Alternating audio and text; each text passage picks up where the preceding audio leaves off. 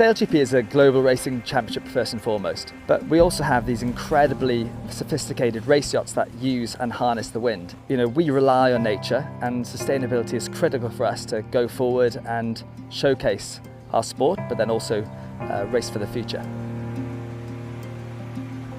In Bermuda, the seagrass is disappearing at an alarming rate. It's because we have an imbalance in our ecosystem where the sharks around Bermuda have been overfished and they're the predator for the green turtle.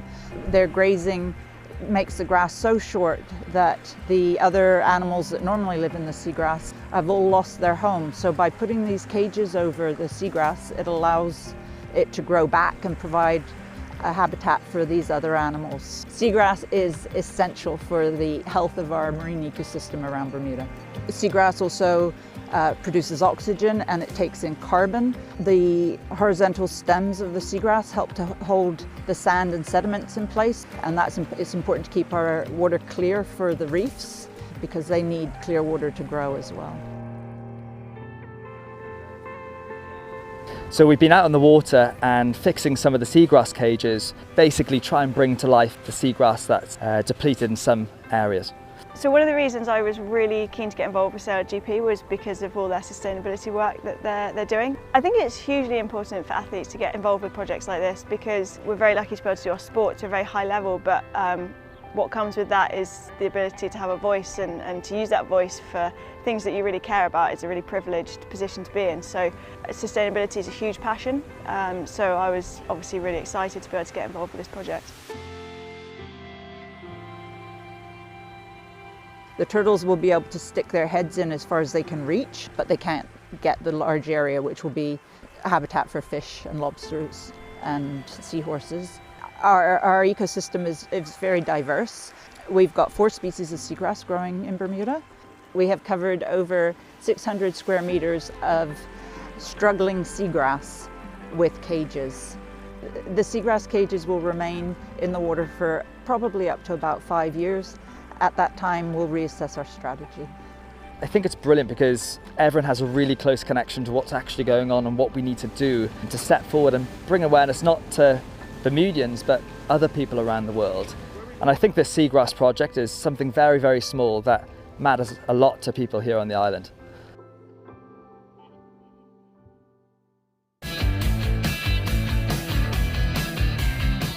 Team Japan can only do better than Bermuda, so big expectation on Team Japan. I think the team that could surprise us is probably the Danish team. I know they've been using the simulator. They've also been doing some training on the GC32. I think they're going to be coming out firing. In Taranto, I think it's going to be Team France at top of the leaderboard. I think the French are going to surprise us again for a second SailGP event in a row. Hopefully we have the surprise package this week in Taranto, but if it's not us, maybe the Spanish. Let's wait and see. I think the Americans are probably going to surprise us in Italy. I reckon they're going to come back from their crash pretty strong. The Japanese team and the US team with their crashes couldn't really show what they're capable of, but I think next time we'll come out stronger and the US will come out stronger, so we get to see some of us trying to knock the Aussies and the British off the top pedestal.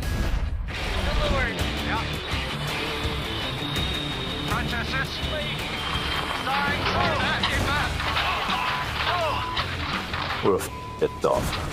We've got the same amount of penalty points as Japan. It just doesn't seem right that we finish behind them.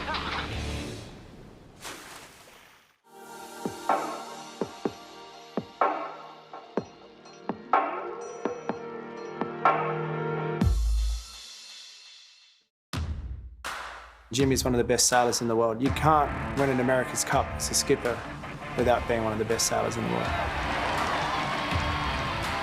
He's just an incredibly determined athlete. You know, Jimmy hates losing. He's the best out there. He's America's Cup skipper and he delivers under pressure. Jimmy's fiercely competitive on the race course. You know, he's that take no prisoners approach, and everyone knows it. No, he's in his 40s now. He's as fit as any 20-year-old I've seen. He shows up, he assesses situations, and he puts a plan together and works hard. He's obviously got a reputation. His nickname was the Pitbull, and in the pre-starts, he's very aggressive. As a kid, Jimmy was bullied, so he ended up taking up boxing. And he got so good at it, he became the North Sydney Junior Fighter of the Year. And you can guess what happened then. The bullying stopped. Loves boxing, and boxing is a fight. You know, it's a mental fight as much as it is a physical fight. Jimmy is a fighter. You know, you can see that he was obviously a great junior boxer. He loves the mind games, he loves the mental aspect of sport, and he's trying to psych you out and get you off your game. He definitely enforces his rights. And of course, you know, if you get upset with him, what are you going to do? You know, it's not as though you're going to challenge him physically, are you? Jimmy is Australian-born America's Cup skipper, but he sailed pretty much all his career under American flag. When he won his first America's Cup, he was the youngest skipper ever to have done it. And then for his second America's Cup, he masterminds that incredible victory for Oracle Team USA, one of the greatest comebacks in all of sport. The comeback of 2013 is complete. Jimmy didn't win his last two America's Cups. Now, he got beaten by a boat in the last two America's Cups that was faster than his. He's just solid, and he puts together a strong team. Jimmy's skills come from match racing world. When you do match racing against him, you feel the load, you feel the aggression. That's Jimmy's style. Jimmy at the racecourse is he's focused. He doesn't give an inch. He's all about racing hard but racing fair. You know, he demands a lot of respect, and we all give it to him because he's a really good sailor. Jimmy just gives off this really incredible, you know, hyper-focused energy. He's an animal on the race course. If I had to race against him, I'd be pretty scared. 2 years ago, for the inaugural season of SailGP, the US's performances weren't up to scratch.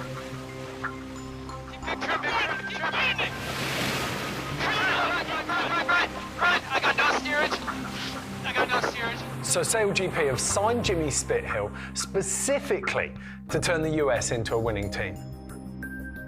You know, the US team was really struggling and they needed a leader to come and put it back together and get some results. Very simply, Jimmy's mission is to win SailGP, and the first event is in Bermuda, waters that he knows really, really well. He lived there for 4 years.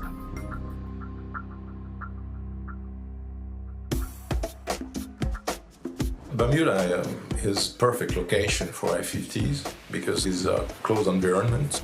Well, Bermuda's just an awesome venue, particularly for foiling boats. You've got this enclosed amphitheatre the racing can take place in.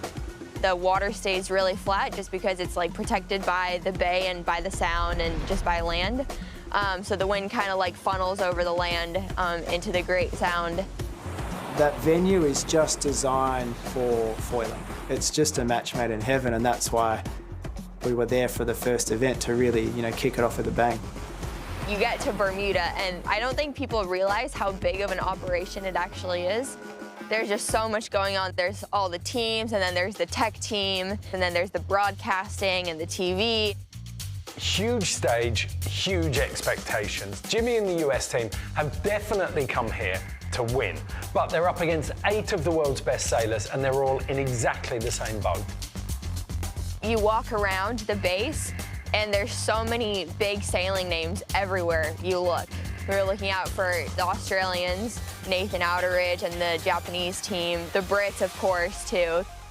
The sailing world are all watching the event in Bermuda because this is the best sailors in the world competing in equal boats.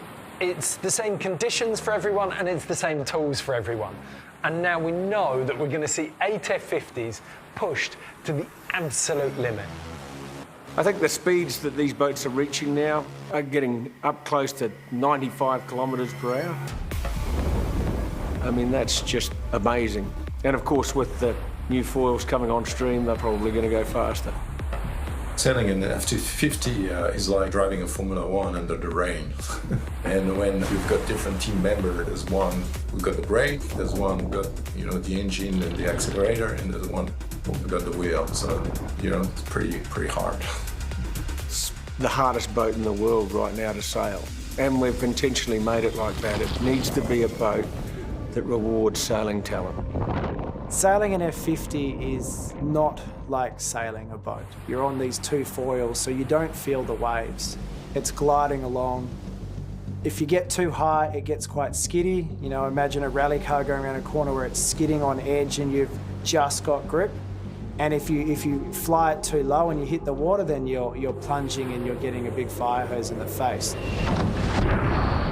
If you had a collision with another boat, the impact could be enormous. So that's definitely a big concern.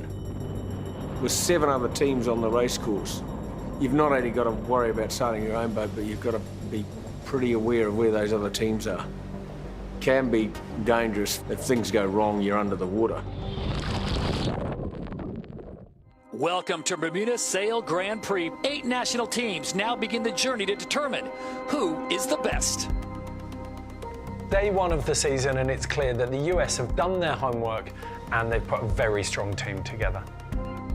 Well, the first fleet race was just amazing. I think everyone realised, wow, this is going to be a competitive season. First race down, and there's no fireworks for Jimmy, but they've had a steady race and they've managed to bank 4th place.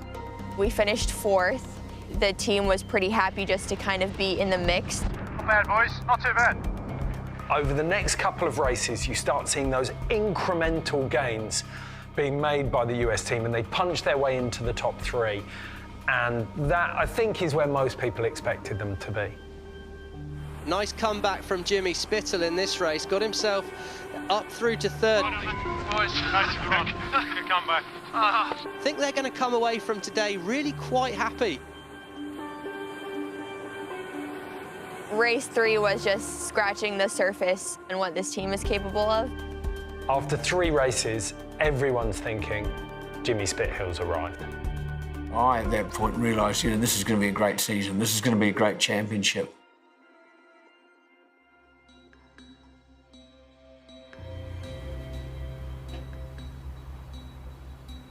So it's the final day, Super Sunday, and it's also the windiest day of the weekend. And you just know, when you've got the F50 sailing on the absolute limit like this, you're gonna see drama. Our shore team, Pete and Chris, they were like, oh, something's gonna happen today. I think Russell, at these events, wants to see action.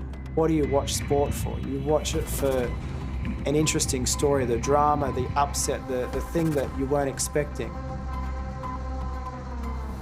And that's what Russell wants when we go to these events, and he reminds us that all the time. Sports entertainment, make it interesting, make people love it.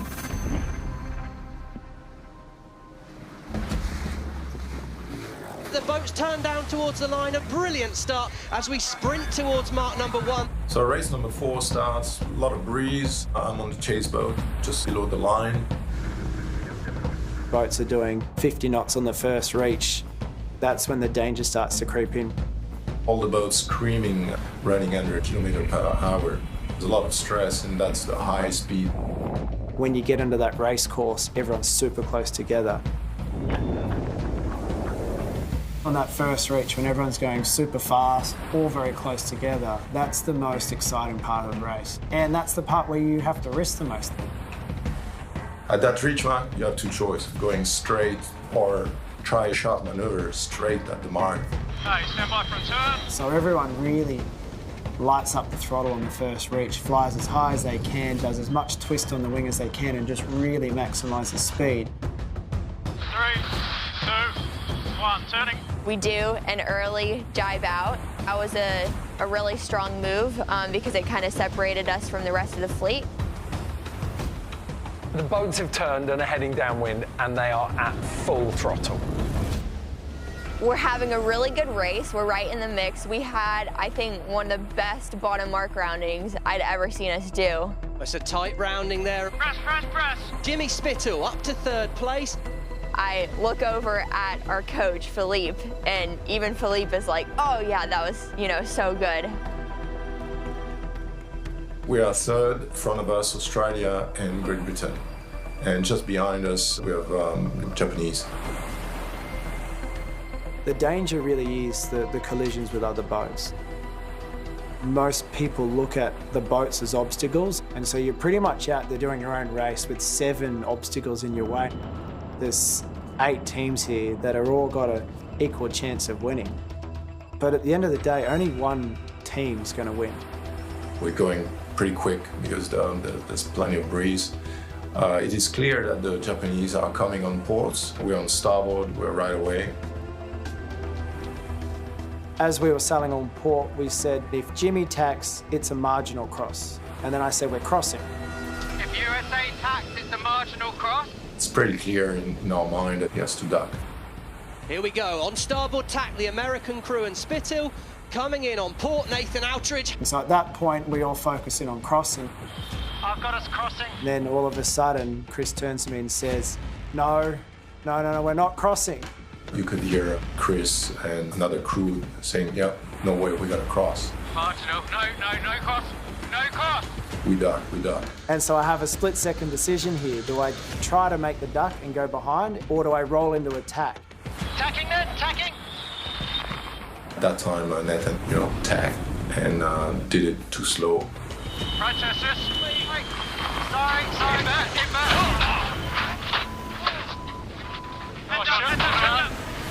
Bang, face down on the trampoline, been thrown forward pretty hard. Nathan Outridge very late to manoeuvre, and he's collided with the US crew. There's the Japanese and they're on top of us. The next minute he just goes bang, crash, and goes straight through us on the other side of the boat. Boom, we hit the wall, and from the chase boat, I see immediately there's something very wrong. Turn the clock back. A few seconds before that, it was all going to plan. A couple of seconds later, bang, you're out of it. With this boat, every time you hit something is like a car crash. These 2 boats are really stuck now, Freddie. The leeward shroud of the USA boat is cutting the bow of the Japanese boat off here. This is a major collision. 2 boats are attached to each other, and they start to wandering around. That's scary. So we've just had this massive crash. There's a big concern about whether the boat is going to sink.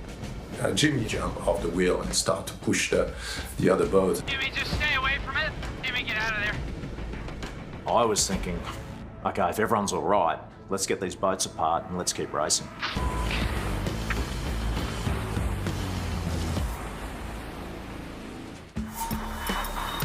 Right, sis. Head up. Holy sh**. You got in there? Immediately after the crash, all the crew trying to see if we can sail the boat. So that's the mindset, let's try to sail.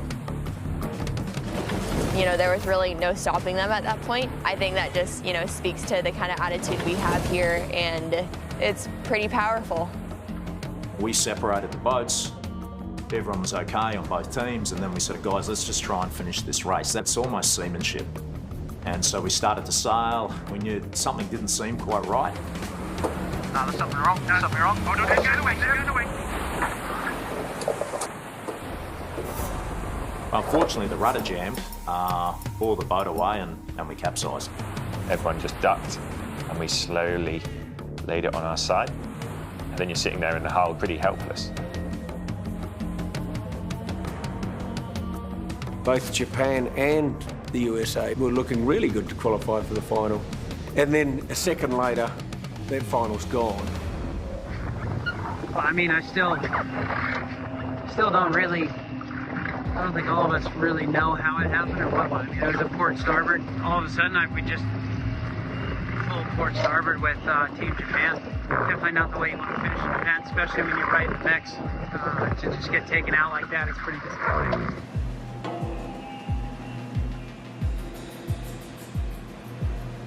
So the weekend finishes, and it's been an impressive victory for Sir Ben Ainsley and the British SailGP team. But behind the scenes, there's been a decision made to give equal penalty points to both the Japanese team and the US team. And that means there's a storm brewing. I just went up and apologised. I said, Jimmy, I'm really sorry. I made an error. I'm really sorry for taking you out. The referee or the umpire is making the calls live, and he's made the decision to give equal penalty points to both the US and Japanese teams, which painfully means that the US team will now finish in last place behind the Japanese.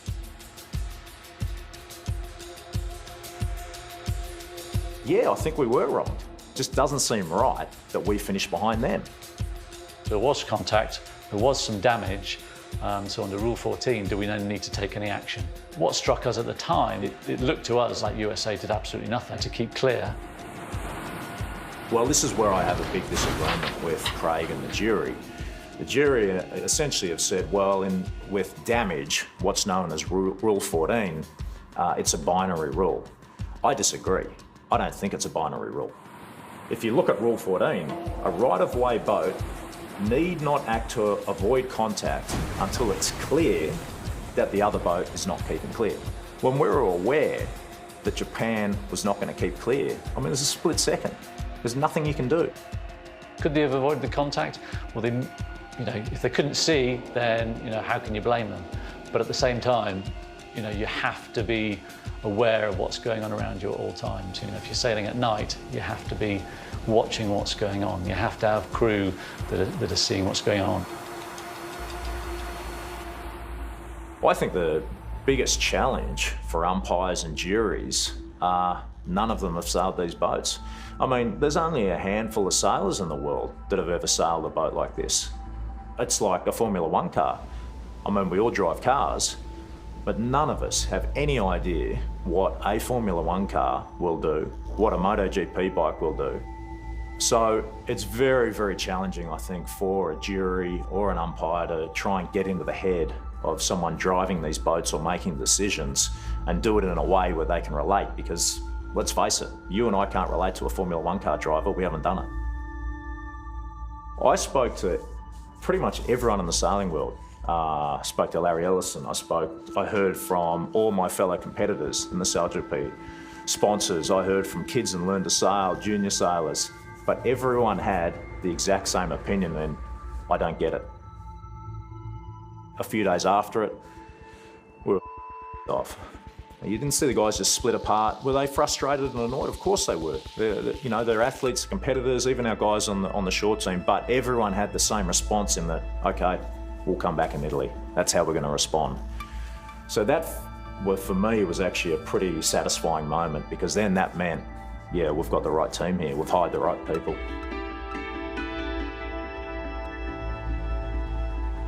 It's a recurring theme in Jimmy's career. When the pressure is on, when you're under the pump, he's the guy who's going to lead you to victory. My career is clear evidence that I've been surrounded by people better than me, and I've been a part of some of the best teams in the world. I don't believe I am or ever will be the best sailor in the world. It's just, I don't have any more talent than the guy living down the road. What I have been very fortunate is being surrounded by people often better than me, people with a great mentality and approach of putting the team before themselves. And because of that, I've been really fortunate to be a part of some of the best teams in the world. Jimmy is the guy you want in your corner. Everyone wants him in their corner. He's an incredible fighter. He's been doing it since he was a child. I've got a fair bit of character building. I mean, we joke about it. When you grow up with red hair, you become really good at running. And then not too long after, at some point, you get good at fighting because you just get sick of running. My experience is that, life ain't always fair. You don't control the cards that get dealt your way. You don't control the colour of your skin, the colour of your hair, where you grow up, how much money your parents have got. But the great thing about sport is none of that stuff matters. I mean, from what I've seen, the person that works the hardest and wants it the most gets rewarded in sport. It's pretty simple, really. There isn't a better platform in the world right now than SailGP to show who is working the hardest and who wants this the most. And for Jimmy, as a leader, that gives him the opportunity to prove and cement his legacy as the greatest sailor in the world. Yeah, I think SailGP racing is about as equal a benchmark as you can get. I mean, yeah, we've got the F1 on the water in terms of the boats and technology, but everyone's got the same car.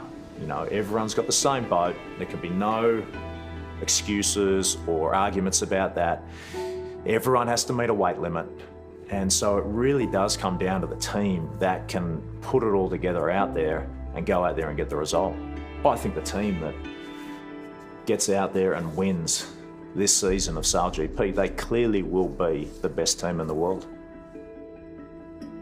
I think if Jimmy ends up winning this season of SailGP, he'll have proved that he's the owner of one of the most committed work ethics in all of sport.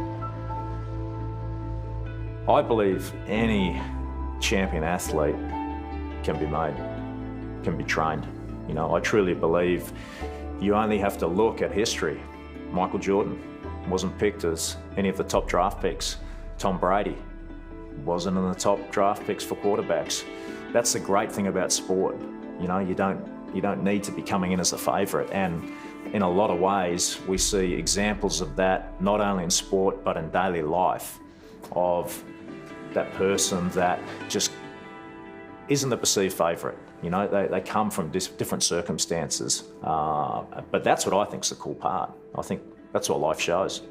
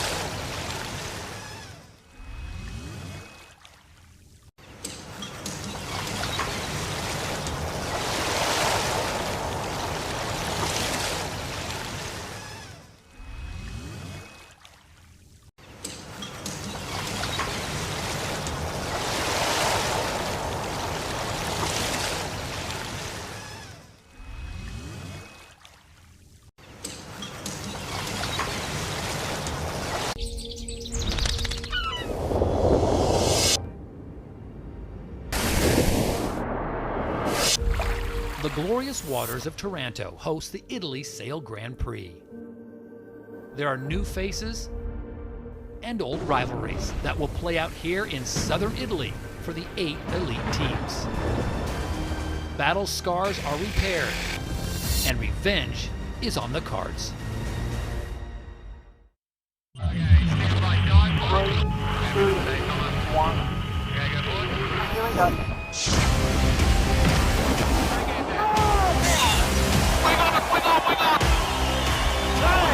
Keep going. Come on!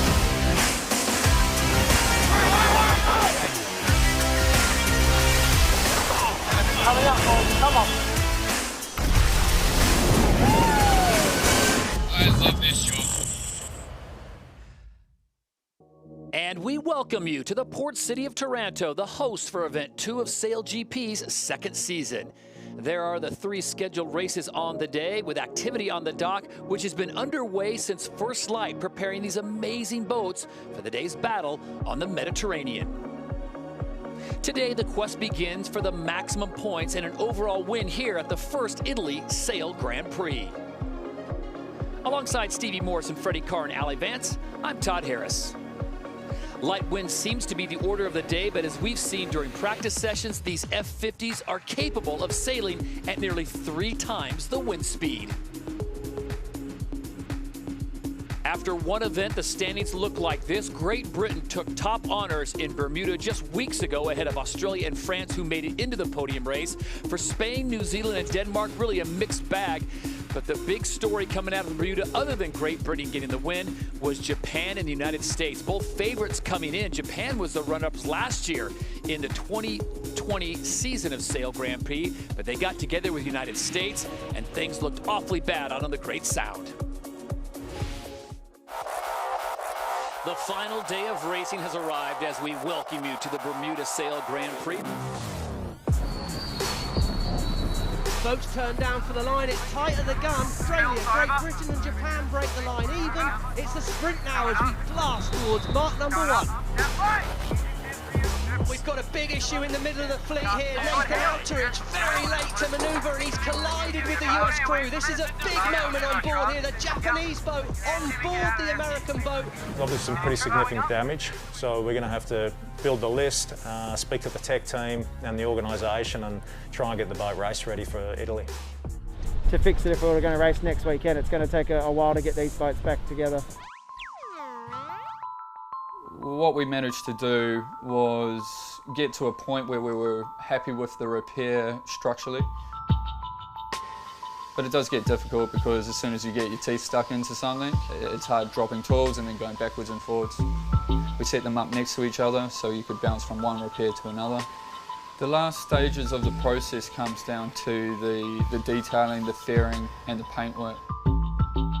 It often gets overlooked and maybe not thought that it's quite a crucial thing, but it actually is. It's really good that we could get it done ahead of schedule, so that means that the guys get more time on the water sailing.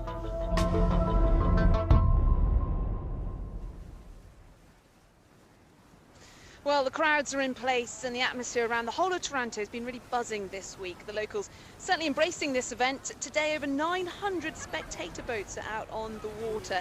I'm on the seawall about 200 metres from the racecourse, and actually for the first time this week, a thin layer of cloud has prevented the sea breeze from really filling in. So we've got light conditions today.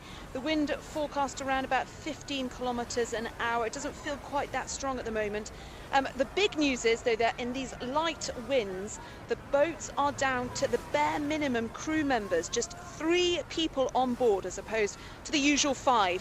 This is the first time ever in SailGP history that these boats have raced competitively with so few crew on board. These F-50s notoriously tricky to sail with 5 people, let alone 3. So the crew's going to have to work especially hard to get them up on their foils flying.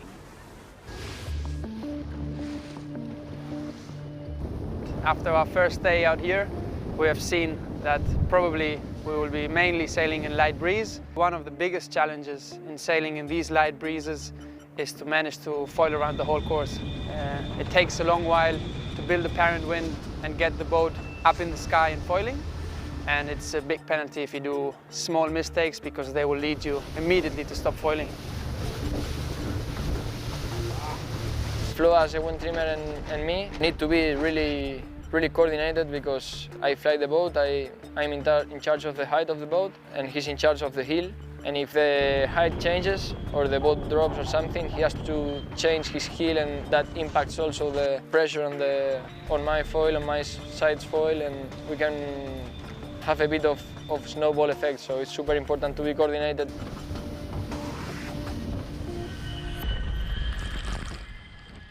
So with today's forecast, every onboard decision will be critical. There you see Denmark and what they will be sailing today. As Ali pointed out, just 3 crew members on board. Now, in use today is the new 24-meter wing, the biggest in the F-50 armory, which is the light air choice.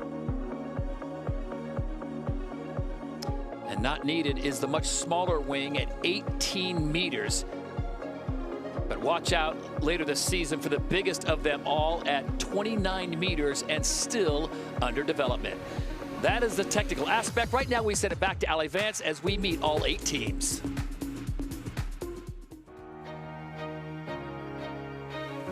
The British team took the trophy in Bermuda, but only with a stunning Day 2 comeback. And they are going to be the winners here in Bermuda. At the end of Day 1, they were back in 6th place, and team boss Sir Ben Ainslie was not mincing his words. Just a shambles. Got no wing here. Talk to me, I don't know. You got it or what?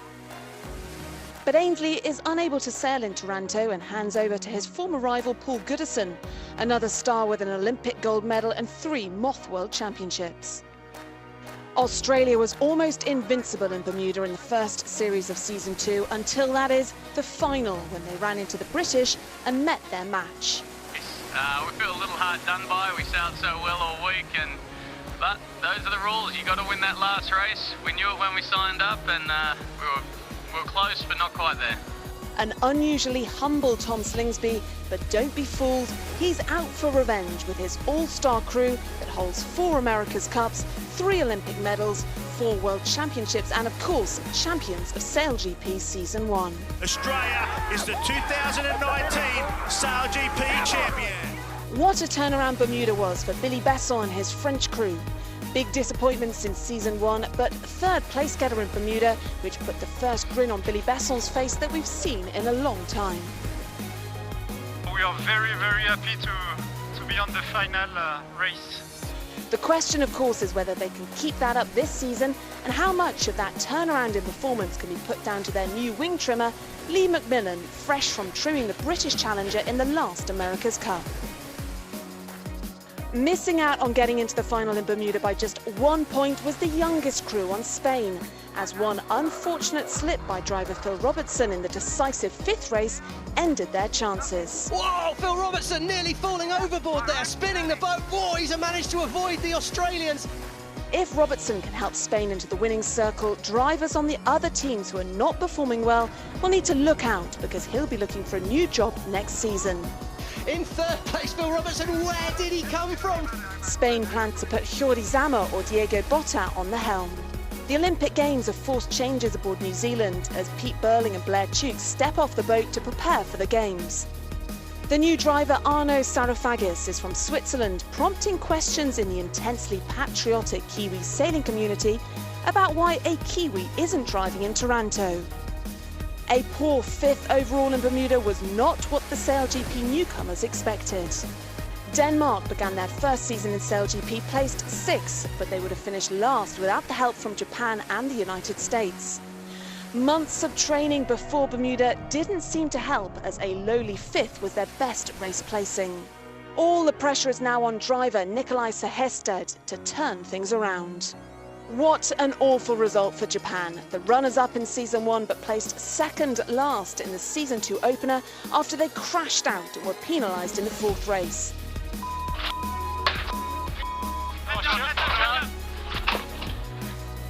And until then, they were lying 2nd overall. Many experts pick them out to be among the strong contenders this season, but they'll need to mount a big fight back in Taranto to make that appear possible. And finally, the unluckiest crew in Bermuda, the United States, who were taken out by Japan.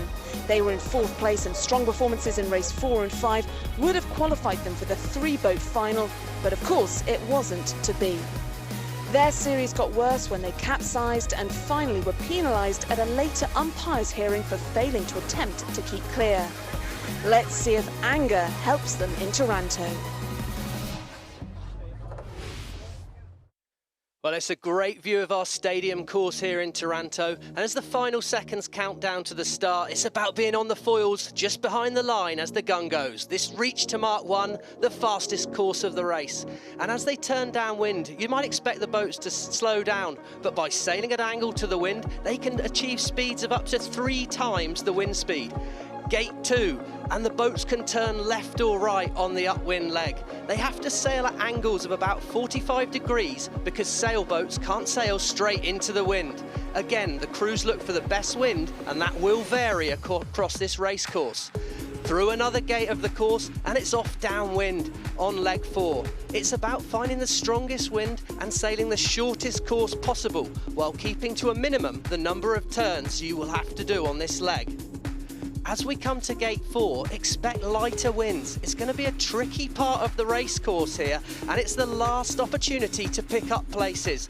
The fleet will split left and right. Tactics are going to need to include staying clear of other boats, which could disturb their wind and slow them down. Then finally, gate 5, the last turning mark, and it's the final dash to the finish. No tactics, just raw speed with a short leg to the line.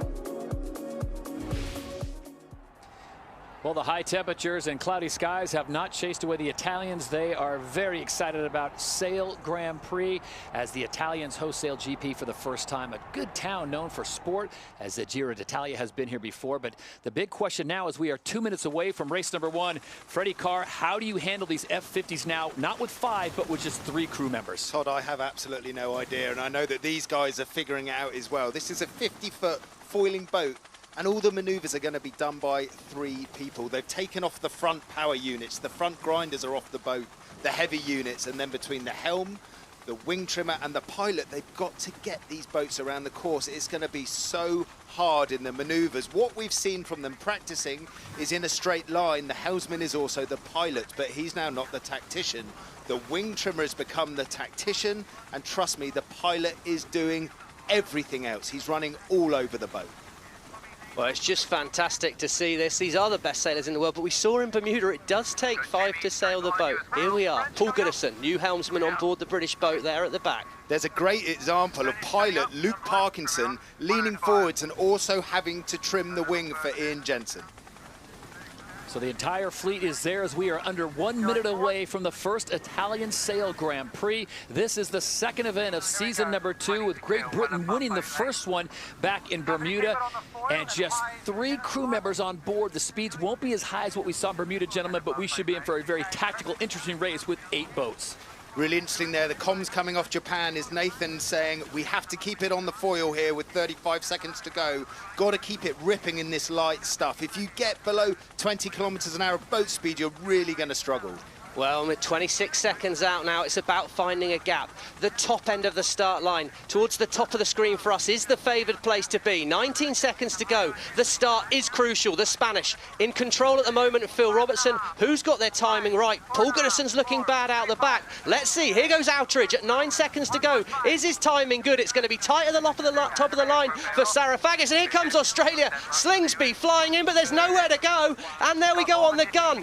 Early penalty. Denmark. This is the umpires. Good Denmark, start by OCS, Japan Denmark, there. Good OCS, start by Sarafagis. Target and Spain, it's a target sprint Spain. now for the boats to Mark 1, as Sarafagis and Denmark must get behind Spain before Mark number 1 to clear his penalty. Here we go. It's a drag race.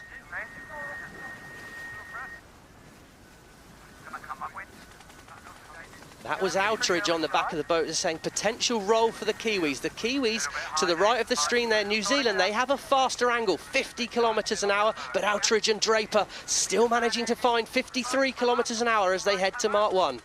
I think the Japanese are just beginning to get affected there by the Kiwis. Lovely time run by Sarafagis driving the Kiwi boat as he puts the squeeze on Nathan Outridge and gets to Mark 1 first. Lovely start by the Kiwi boys. A lot of chatter at gate number 1, and now the big decision. The umpires. Denmark, you have another penalty, additional penalty. You are required to get behind Spain. Get behind Spain. Denmark SailGP and Nikolai Sehested with a second penalty in the first minute. That's a big mistake, but that's a big decision from Outridge there. Today, in this light wind, it's all about finding wind. The more wind you find, the faster you'll go. Outridge, he's renowned as the man in these light winds at finding the best breeze. He'll be relying heavily on Draper and Morishima on the grinder there to keep the boat fast. He's trying to find the better wind. It's going to be interesting when he comes back together with that New Zealand crew. Who's done best on this leg, Fred? Yeah, the Japanese are very off by themselves on this right-hand side of the course as you look upwind.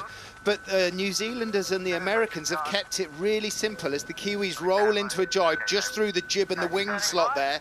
The Kiwis are still the lead boat. It'll be interesting to see the jibe technique here with 3 people on board. The board goes down. Talked about a touch and go there, Outeridge. It looks like he's run out of wind. This looks like a big, big loss for Outeridge at this stage in the race. Sarafagis, Spithill keeping it simple, and it looks like they've done well. That's a big, big loss there, and it's all about staying on the foils at gate 2.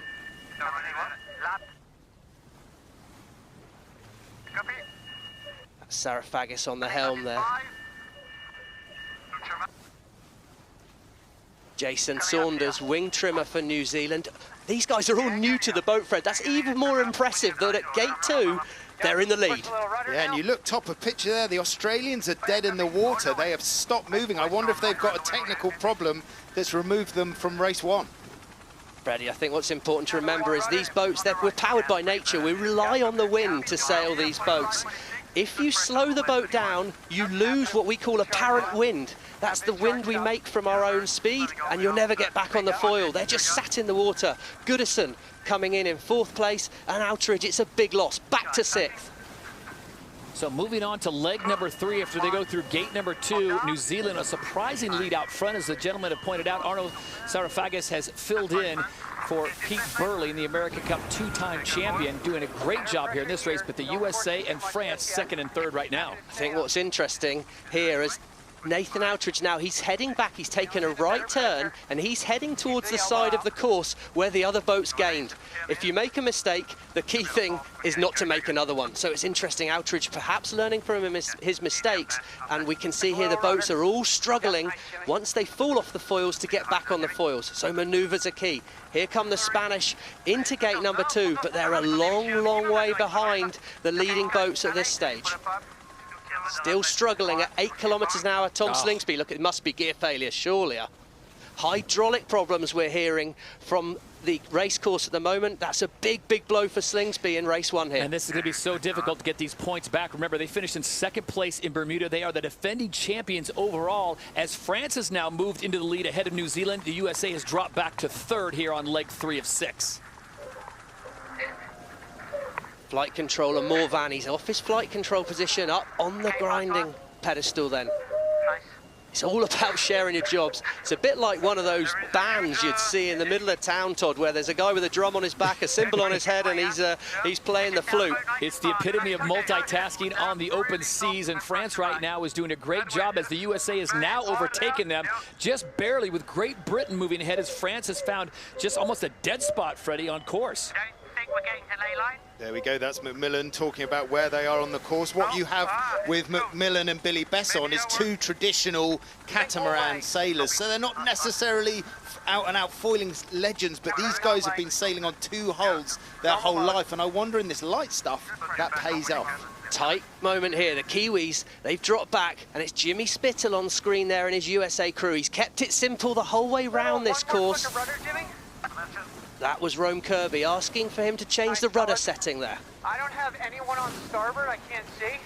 Rome Kirby, he's pilot, grinder, tactician today. He's really earning his paycheck. The thing that the Americans have done on this course is they've done very, very few manoeuvres. Very, very few manoeuvres. Every time you turn the boat, you slow down. These guys have been going boundary to boundary, been hooking up with nice pressure, and that's why they've got about a 100-metre lead. We have Australia retired from the race here, which is a real disappointment for Slingsby and his crew. And there, the USA, Jimmy Spithill, well, he crashed out in Bermuda. Great to see him back at the front of the fleet, straight off the bat, Todd. Happy to go past. Listening on board with United States SailGP. So already talking about what they're going to do at the top end. Then they'll make their way back down to the course for leg number 4, guys. Then it's another upwind leg. We'll see if the USA can hold on to this. The speeds are not super impressive, Freddie, but the Americans are out in front. Look at the speed drop in the maneuver there, Todd. That was very interesting. They went in at 42 kilometers an hour, didn't have a brilliant tack, and it dropped into the 20s. And the Kiwis, who hadn't done a maneuver, just shut that 100-meter lead down to nothing. Very interesting to see there. The Americans seem to tack on that yellow line, which would suggest they're laying the mark. But a bad wind shift means they're not quite making the gate. You can either sail fast or you can sail a shorter distance. It's all about progressing up the course quickly to make it to the gate, and just squeezing round is Spithill. Wow, he's milked everything out of that. He's made it round, but he's off the foils. Can he take off? 23, wait for it, 24. Magic number here is 30 kilometers an hour. That's the voice of Paul Campbell-James, the wing trimmer, talking about the speed and counting Jimmy and Rome into the perfect speed to take off. As they pop the boat, they reduce the wetted surface area and the speed rockets and then extend their lead down the course as the Kiwis come into second, and there's a great battle for third. Little lighter this way.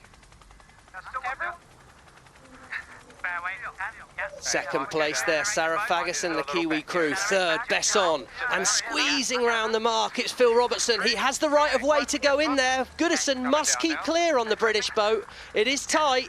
Oh, he's so slow, and once again, Outridge splits the course. Back to sixth from second, though, for the Japanese. Do you think Outridge is a little bit worried, heading back to that patch of breeze where he went from second to pretty much last on the first downwind? I think he'd have to be a little bit worried, but I'd trust myself. He's got the gold medal from London Olympics, a silver medal in Rio. He's renowned in this light winds.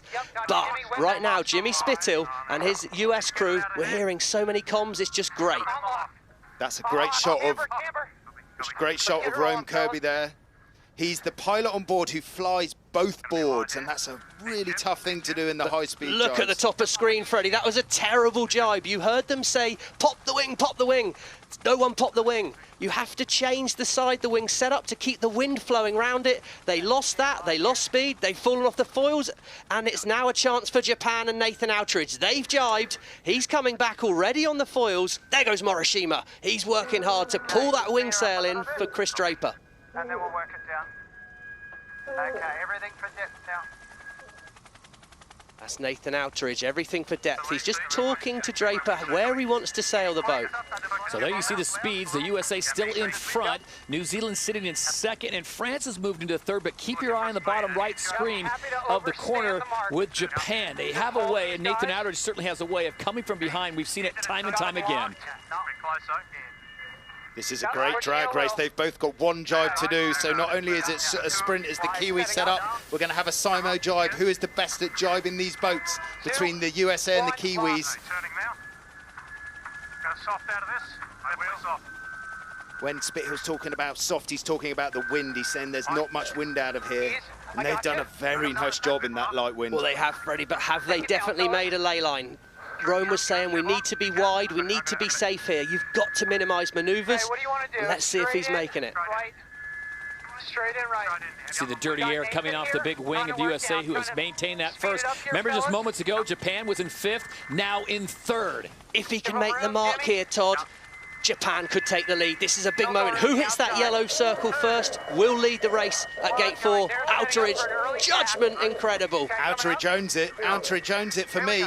No, not again, as they come close together like they did in Bermuda, and this time the USA bears away. Straight into a JK manoeuvre there. That's round the mark, into attack. The hardest manoeuvre in the book from Outridge, but he's come from 6th to 1st on this downwind leg. Stop it, what a filthy manoeuvre by Outridge. He was really squeezing down into that mark, a little bit slow, and then spun it into a foiling tack as well.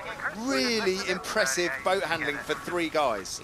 Already up on the foils on the Japanese, but here we go. Here's Spithill. He needs to get the boat up on the foils, get his composure, get back in the race. This is the final upwind leg. There's only a few more manoeuvres left in this race. Any mistake now could be crucial. Nice shot. Let's push those runners when you can. That's fantastic comms from Rome Kirby. CJ was encouraging to grind the wind sheet on. He goes, I'm going, boys. You just keep your elbows out. Basically, make this boat as wide as possible.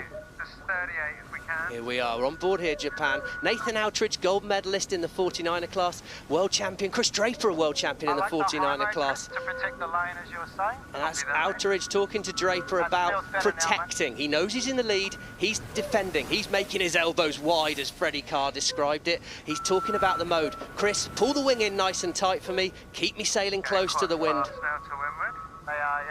Chris Draper there talking about the relatives to the American boat. We're on the back of the Japanese boat here. That's what they can see. 100 metres ahead is what that lane shows there, and there's probably about 3 minutes of this race left. 2 tacks that will define the race. So it'll be up to the top of the course, then that right-hand turn, and it'll be into the finish line. It's amazing what Nathan Outridge and Japan SailGP have been able to do. They've gone from almost dead last to first place, being patient.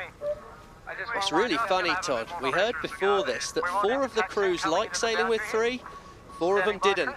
USA and Japan were both on the list of people that like sailing with just 3 on the boat. And these Japanese sailors, Morishima, Draper, Outridge, they're the lightest crew. Lightweight in light winds, that's got to be a good thing, Fred. It's got to help in these situations here where it's a little bit sticky and you're trying to get the boat going. Spittle tacking there, that's control for Japan. I'm surprised Spittle's gone there. I thought the attack was to go past. Sarafagis, he could have the attack now.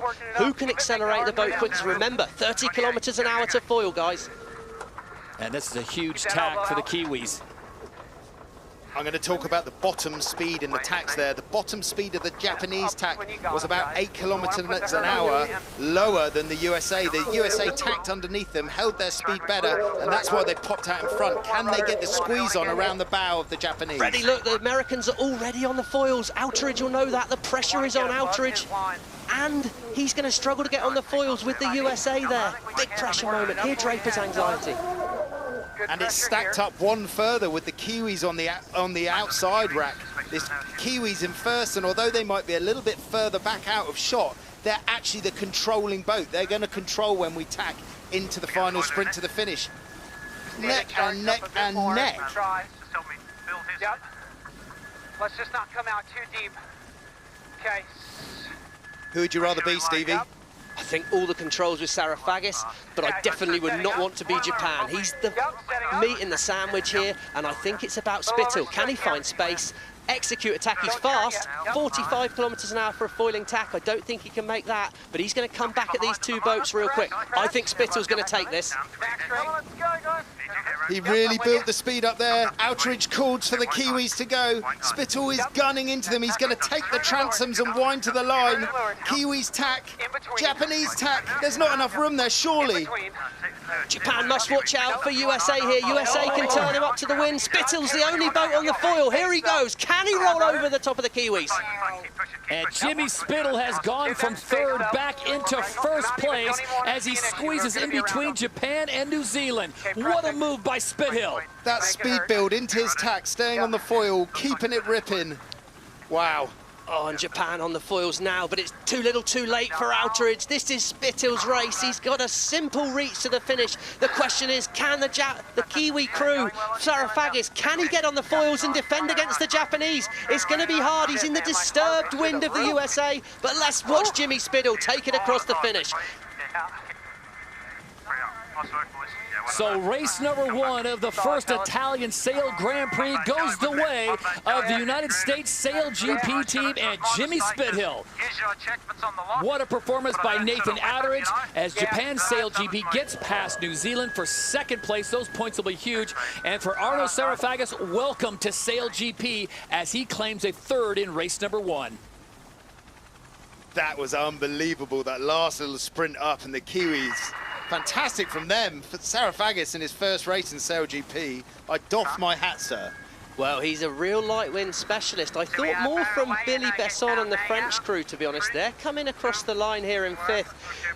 And the defending champions, the winners from the first event in Bermuda, Great Britain SailGP team, Paul Goodison, bit of a baptism of fire for him there. Light winds very hard in these boats, but he's going to need to step things up as the day goes on.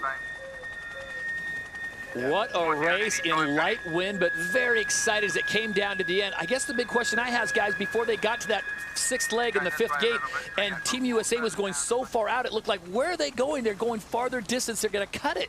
Yeah, they were building speed and building speed. They knew it was going to be all about the tack, and it wasn't a foiling tack. But again, I come back to my bottom speed in the maneuvers. Their bottom speed was 30 kilometers an hour. When the Japanese and the Kiwis tacked, they'd have been down in the high teens, low 20s. And that's why we saw him thread the needle. Off he goes. Race win. Great race win, and the Danish crew here following back in 7th place. They'll be disappointed there. A little bit of comms on board from Tom Johnson saying he fell off the foil. That's what can cost you. And they had a penalty off the line, didn't they, where they had to get put behind the Spanish, and the umpires just kept chucking it at them until they're at the back of the fleet, and that's where they finished, apart from the Australians who had to pull out. So with Australia having to abandon in the midst of race number 1, they are the big losers on the day for race 1, finishing in 8th place, just with Denmark coming in 7th. Spain will finish up. And what a performance, though, for the USA, Japan, and New Zealand out in front. Spain finishing up in 4th place ahead of France and Great Britain. So it'll be a small respite here to get the short crews on board, take on some fluids, check all the sources, and see what they can do. The big question will be how fast they can get Australia back up and running. There it is. It is official. The USA gets the win in race number 1. Japan 2nd. New Zealand 3rd with Arno Sarafagis. Spain, France, Great Britain, Denmark, and Australia, as we said, did not finish. So there'll be a lot of work to be done on that boat in a short amount of time to see if they can get back up and running for race number 2 of 3. But what a performance on the line. Jimmy Spithill really took some calculated chances, trust his boys, and they got it done at the very end. And right now we go on board United States Sail GP with the CEO and helmsman, Jimmy Spithill. Jimmy, what a great way to start the weekend. What were you seeing out there, especially on that 5th leg? Yeah, well, it was a great race for the guys. Sailing these boats 3 up is a lot of physical work for the other 2, especially Rome there. So, yeah, it was pretty tough conditions. I mean, snakes and ladders, and especially down the bottom of the course, it's very, very tricky, very light. And talk about that last tack, Jimmy. That really was the difference in the race when you were going neck and neck with Japan and New Zealand. Yeah, I mean, that was Rome's call to tack there, and that was the race-winning move. So, yeah, full credit to Rome. Jimmy, thanks for your time. Good luck to you the rest of the day on races 2 and 3.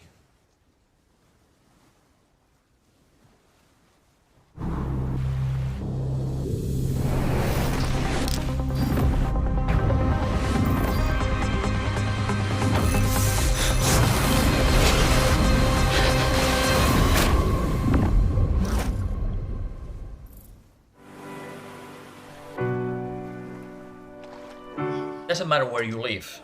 You can live on the coast, you can live in the middle of a continent. But your life is absolutely dependent on the work of other species. The problem is that we have been abusing our natural world so much that nature cannot keep up with us. We are destroying our only home. We are unplugging our life support system for short-term gain. But the world is moving, and there is huge momentum. There is no going back. We have a real opportunity to change attitudes and to help actually to create solutions. We really felt that there was an opportunity to help promote the acceleration to clean energy and champion a cleaner world powered by nature. At SailGP, we're climate positive, which means you have more impact on the world than your footprint. We race for the future for our kids, for our families, for the cities we all live in and race at, and for our oceans.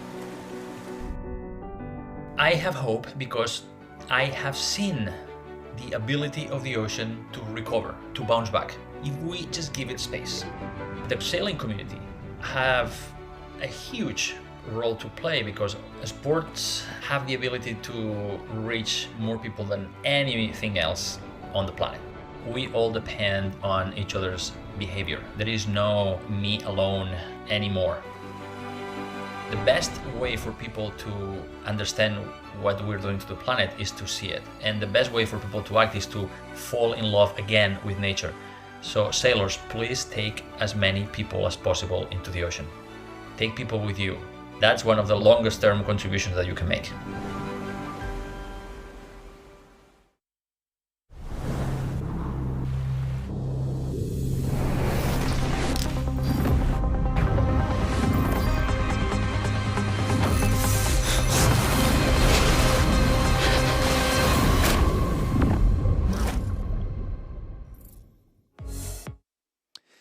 What a beautiful start to the day here on race 1 here in the municipality of Taranto for the parade, for the fans that turned out as the Italian Air Force put on a show with all the dignitaries that came out to welcome the first Italian Sail Grand Prix here at the host city of Taranto, which lies about 500 kilometers south of Rome and about 300 kilometers southeast of Naples, but a perfect setting as all the local dignitaries and officials welcomed SailGP.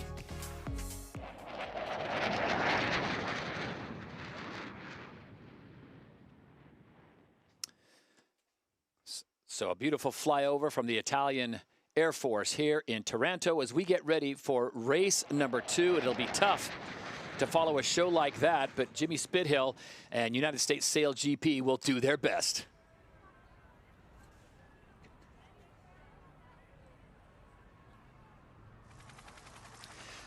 So the pre-start has begun. We are coming up on 90 seconds to go on the second race of 3 scheduled today. Freddie Carr and Stevie Morrison, that was an exciting race. Wasn't high speed like we saw in Bermuda, but very exciting. As Jimmy said, that final tack was the game winner. It was great sailing for me. It was super tactical, and it really, really is a test of multitasking.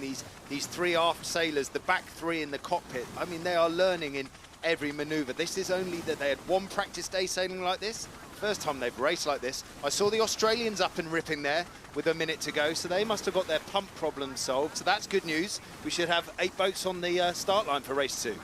I think absolutely essential for Slingsby at this stage, and with just a minute to go, we can see the boats already entering the start box. It's absolutely crucial this stage of the race.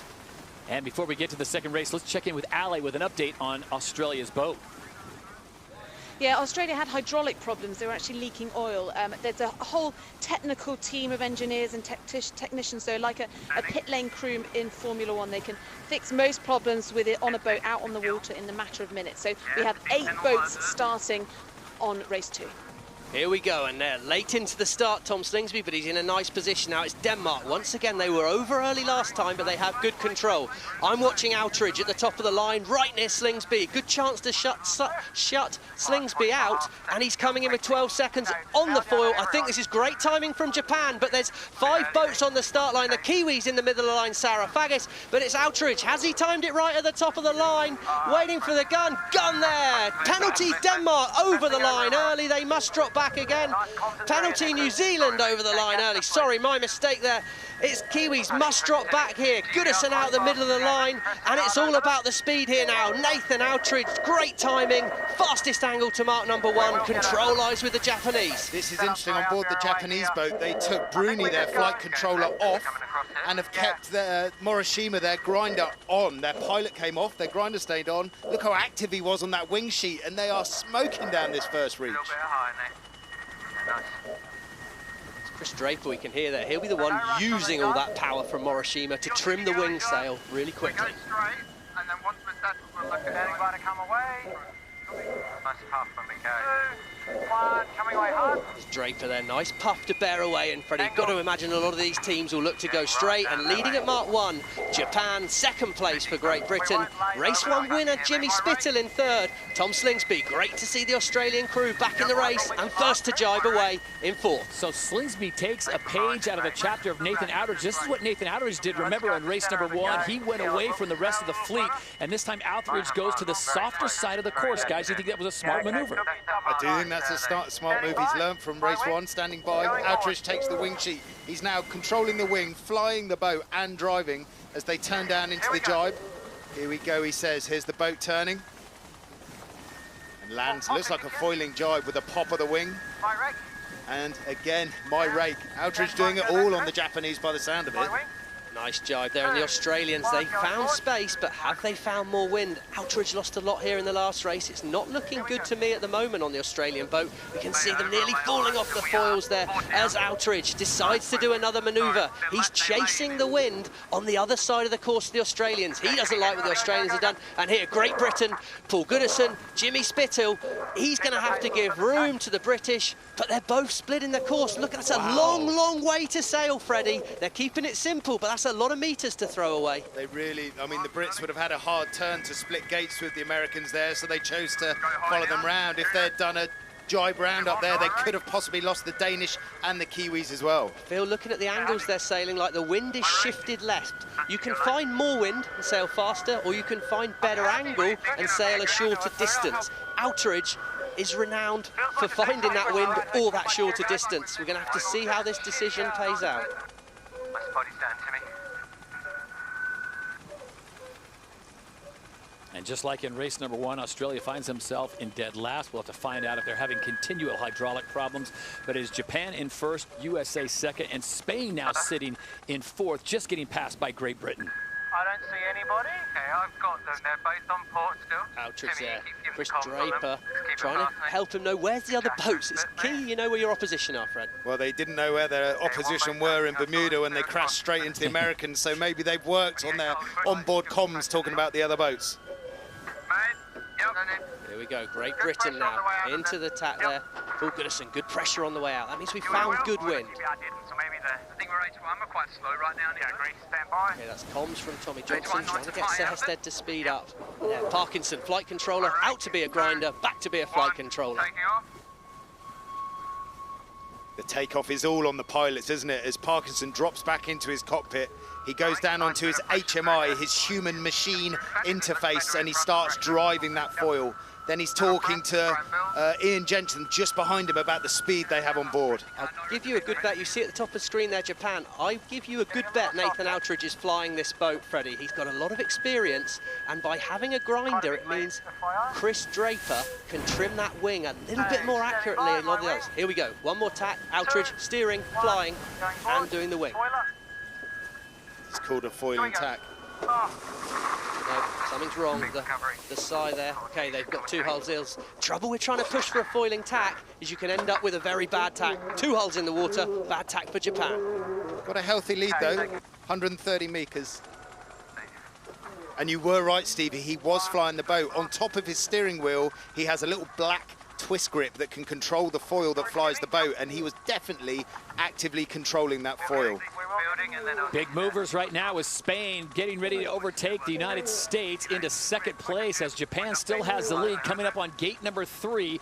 This is leg 3 of 6, so the halfway point. We'll see if Jimmy Spithill has some magic working with Rome Kirby if they can pull off another win. Remember, the winners of race number 1, Japan took second, New Zealand third. Well, it's neck and neck here as they come into gate 3 with the right of way. It's Phil Robertson in Spain. Jimmy Spittill's going to have to dip behind him if it's tight. But here we go. In the lead, still, it's Nathan Outridge. Lost a few meters. Just stay low, yeah. Alright, just go straight, go fast, go fast. Okay, Phil Robertson going straight. Jimmy Spithill saying he's going to go behind. Settle, early jibe. That's the voice of Rome Kirby. Settle. I think that's a key word for today, Todd. Settle. Be calm. There's not a lot of wind. Let's not waste it.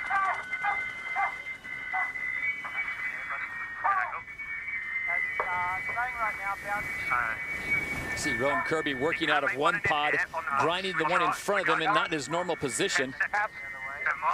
So I tell you, he's doing 3 jobs out there at the moment. He's flying the boat when he's not grinding, and he's doing tactics. Getting light, feels there's less wind, into the flight control now. And let's remind the folks at home that are watching this, there's normally 5 crew members on board, but because of the light wind, they decided to lose some of the weight, so that's losing 2 crew members. That means you pick the 3 best guys. Of course, Jimmy Spithill's going to be on there, and he has to make the decision who to take with him. Well, there's 3 best guys, or is it about weight, Freddie? I don't know what you'd go with. I think weight would be crucial for me, and I don't think you could ever lose a wing trimmer and a helmsman. We're looking at the heads-to-heads here between the Japan and the USA, and really impressively in this light air, Rome Kirby has kept the American boat flying out of the water the whole time. We saw that 1 touchdown by the Japanese on that last tack, and that's why they're down at 94%, but they're still leading the race coming into the last leeward gate. We're comfy to do right. What's really impressive, guys, is you think about what Ali Vance reported on water, that the air blowing around 15 to 18 kilometers an hour, and they're flying 45 to 50. Well, that's right. I mean, these boats, powered by nature, and the efficiency of these boats, this is why it's a race for the future. The technology on these boats is where sport and where our planet is going to need to go. And this is SailGP pioneering that as we race for the future. Yeah, those batteries being charged by the sun, they're doing their job. Go, boys. Looking upwind, yeah. Good move by Outridge there at the bottom gate. Gate number 4 it is. We've just rounded here as we set up for the final upwind. He set himself up to go around the same mark as Spithill, and I think control should be with Outridge and Japan here. That was a lovely shot looking upwind there. And we talk often about one side is being favoured to the other. I don't see any kind of consistency in a way to go around this course. It is just puffy and patchy. Similar move here to the last race. USA choosing to tack in tandem with Japan. He gained a lot of control from that tactical maneuver last time. He can perhaps control Japan's speed here. I think Japan have done a better tack. It's see how it pays out over the next 30 seconds, but interesting, USA choosing to lead the tack in a one-on-one situation there twice in a row, but it shows Spain is up to second at the moment. So Japan continues to lead as Spain moves into second place. The USA has been sitting in second. They've dropped back to third. Great Britain, haven't heard much from them. They are currently sitting in fourth after a fifth-place performance in the first race. And teams that really need to go, Denmark, obviously. Australia looks like they are back up and running again, and there is France coming into view. 48 is a good number. Massive. Nathan Outridge and Chris Draper, constant communication on board the Japanese boat there, talking about their... Right height, Nate, right height. Happy there? Yeah. There you go, look, that's Draper. He's helping Nathan fly the boat with some comms. They're just, it's all about helping each other out here. There's not enough people on the boat. He's tacking now? Yeah. I think we keep going. Going to get wake of it. Spain look good in the background there. That's Nathan Outridge. He wants to get quite... There he goes, going all the way to ley line, trying to control gate 5, and he's calling Spain in second place. Gain for Robertson, and the young Trittle on the wing. Trittle and Spain look like they're flying at the moment. So will it come down to one final tack like it did in race number 1, which favored the USA? What can Jimmy Spithill do as they approach gate number 5? Then it's the right turn to the finish line. That's right, Spain and Great Britain. There's more wind on that side of the course where Spittl's going. Up, Diego, right. And the Spanish have tacked back out there to go and get another chunk of it, Stevie. It looks like they really like the top left. Well, these guys can read the water. They can't see the wind itself, but they can see what the wind's doing to the water, and they obviously love that. Outridge at the moment. Normally the master, he's lost out. Here comes Paul Goodison on Great Britain, and it's Phil Robertson now in control. And they look low on starboard. This doesn't look like pressure. This looks a little bit like shift as well here, and it's rotated the boats round to the left, and that's why the boats have come in. Let's watch these tacks. These tacks are crucial. We're on board the Spanish comms-wise there. That was Phil Robertson calling the turn. Laurie and Trittle on the wing. Bottin on the flight control. Could be about to happen to Japan again. He's not going to lose it on the final run to the finish again, is he, Nathan Outridge? Look at the speeds. Look at the speeds. The Japanese, look at the speed drop in the tack. Much better tack than the last race. And here comes Spain. This will be the final leg as they race through gate number 5. It's tight with Great Britain. Great Britain have the right of way. Surely a protest coming in from Great Britain as he spins the boat. But no, round the outside it's Outridge, round the outside it's Robertson. But it's too little too late from the Spanish, surely, as we blast to the finish here. Morishima, Draper and Outridge flying that boat as hard as they can. And the Americans are going to miss out on this one. They went far to the top of the course, couldn't find the wind. And race number 2 will go the way of Nathan Outridge and Japan's SailGP as they claim the victory just ahead of Spain. What a performance by Phil Robertson and his crew as they take second. Great comeback by Paul Goodison for third place there, Freddie Carr. You called a big wind shift. I think you were right. He sniffed out a good angle, shortened the distance, and sailed round Spithill. Spithill back to fourth. That's going to hurt.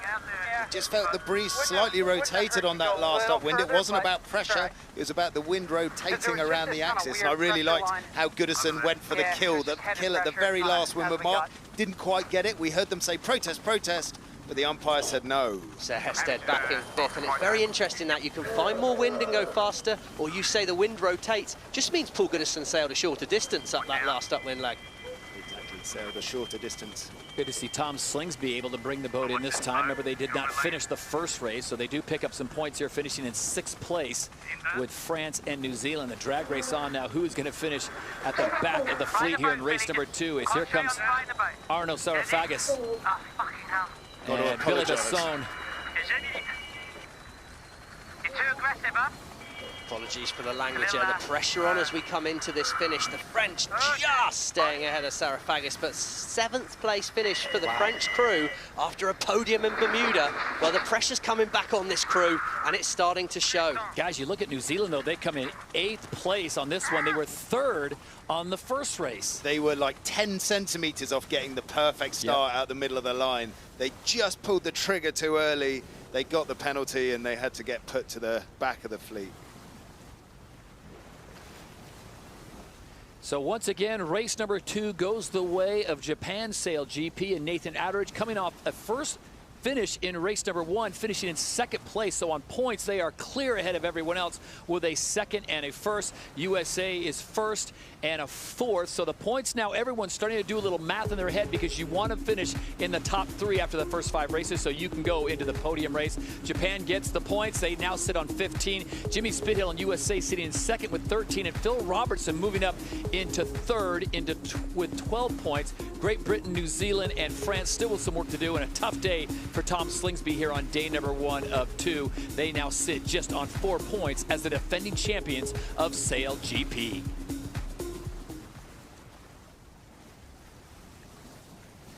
Now going on board Japan Sail GP and their CEO and helmsman Nathan Outteridge. Nathan, you're making it look easy, and it all starts from the beginning. You guys seem to just be able to read this course so well in these light breezes with just 3 crew members. How are you able to get it done? Oh, Todd, hey, thanks. Yeah, well, I guess you didn't see that first race. We made a few mistakes in that one, but that second one there was well sailed, and as you say, really hard with 3 people on board. A lot of multitasking happening today, and a great job from Chris and Timmy picking the wind and executing some maneuvers. We had one really bad tack in that one, which we'll have to review, but I'm very happy with how the day's going so far. And I've got to ask you, talk about multitasking. Nathan, are you flying the boat at times as well as everything else that you're doing? Yeah, I'm flying the boat pretty much the whole time except for the maneuvers. We've opted for Timmy to be the grinder on board, so Chris has got good control of the wing. Because it's so shifty out here, it's really important to have control over the wing sail, which means that I've got to fly the boat. So that's going back a few years since I've done that, but drawing on a bit of old experience at the moment. All right, Nathan, thanks for your time. We will see you in race number 3 as you guys sit on top of the leaderboard ahead of the USA as it stands right now. Well, the fans are being treated to some great racing so far. Light breezes hovering right around 15 kilometers an hour, but the fans, they don't care. They are stoked to be here, stoked to be watching the very best sailors in the world.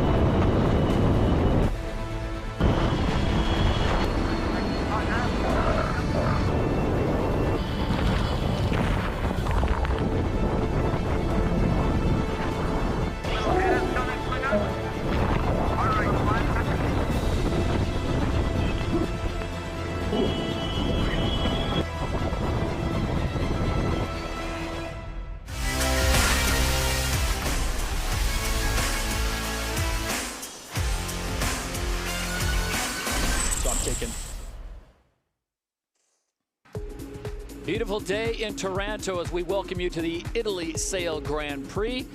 First time SailGP has been to Italy. As we take a look at the leaderboard, it is Japan out in front, the USA and Spain, Great Britain and New Zealand, the top 5. But remember, everyone wants to be in the top 3 going into that final race.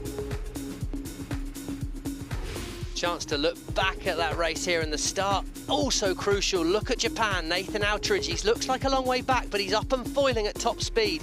He turns up there a little early, but perfectly on the B of the bang. The line goes white, it's clear, and Japan takes the lead, and that was the defining moment for them in the race.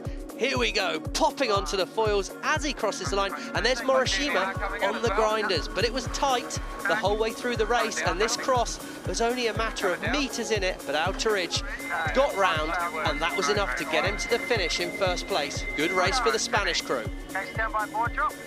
Board going down, just coming out. Well, good crowds on hand to welcome SailGP to southern Italy, leaving a very minor carbon footprint as it is the race for the future. SailGP really bringing the best sailors in the world with the fastest boats. And they've got one of their own to cheer for. Francesco Bruni on board, as the Italians who love sailing, love all things water, and why wouldn't you, with the Mediterranean in your backyard. And Francesco Bruni has returned home to Italy to be greeted by his fellow countrymen and women.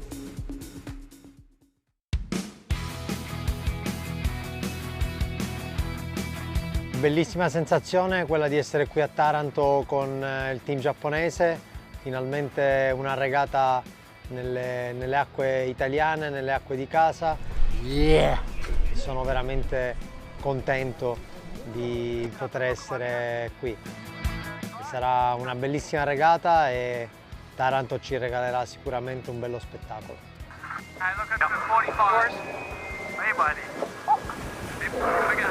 Sarebbe bellissimo vincere l'evento qui, sarà un po' difficile vincere a Taranto, ma l'importante è vincere alla fine della stagione. Credo che avere un evento così importante in Italia sarà molto bello anche per i giovani, ci seguiranno in molti, sarà sicuramente di ispirazione per tantissimi velisti giovani italiani. In Italia abbiamo un clima fantastico, è uno sport che può veramente cambiare il futuro dell'Italia. Sono sicuro che potrebbe portare tantissimi appassionati, un indotto importante per l'economia italiana. I tifosi italiani sono sempre super appassionati, urlano, gridano e vogliono i propri eroi che vincano, quindi è importante soddisfarli. And as we've seen Taranto really embracing this event, we've seen all the crowds on the shore, but there are more spectator boats out on the water than at any event in the history of SailGP anywhere in the world. Over 900 are out there lining the racing area. Now the winds, they've slightly built during the afternoon. We're around about now 17, 18, pushing 19 kilometers an hour. That's still light for these F50s, and we've seen during racing dropping off the foils is crucifying for the teams. Now the Australia boat, they had problems in the first race. The reigning champions forced to retire in that race. The boat is fully repaired again, so we will have a full fleet of 8 F50s for this final race of the afternoon, Todd. All right, thank you very much, Ali, as we go now down to nearly 2:45 to go for the third and final race here at the Italian Sail Grand Prix. And right now, it is Japan in control of the leaderboard as they have a second and a first, followed by the USA and Spain. Remember, you want to be in the top 3 tomorrow for the final race, the podium race, and that's where you really can rack up the points. Well, it's all about getting to that podium race, Todd, isn't it? I'm surprised how much you got out of Nathan Outridge. You did a great job in that interview, Todd, but the fact he gave away how he's flying the boat, Freddie, a lot for the other crews to think about. Everyone else has taken off both the grinders. Japan, the only crew to have left the wing trimmer, the driver, and a grinder. Yeah, power to the handles, Stevie, power to the handles. There's about 700 to 1 ton of wing sheet load going into these 24-metre wings, and You can see there's no one spinning the handles on board the Australian boat. The way you can get around that is you can actively move the wing shape with hydraulics. So you can either change the power in your wing by moving the wing sheet on the winch, traditional sailing, and that's your throttle, versus the twist on the wing, and that's what the wing trimmer's doing with his other hand. So there's two ways of skinning the cat, and this is very much the old school way, let's say, with the grinder moving the wing sheet on and off. You see the right hand of Nathan Outridge right there, talking about that grip that Freddie was mentioning. So we'll see if Japan can get another victory here. Guys, you talk about teams that really need a win. It's got to be on Australia. Australia's got to get a win, don't you think, in this third and final race? I think after a breakdown in race 1, average race 2, and we've seen Slingsby's been sailing great, but also a lot of pressure on that man, Paul Goodison. Yep.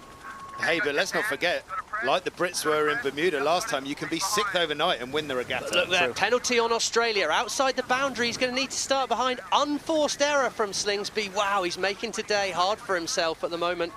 Might be the motivation Tom Slingsby needs, though, as we come in with 50 seconds to go until the start. And the Danish, here they are, tacking in.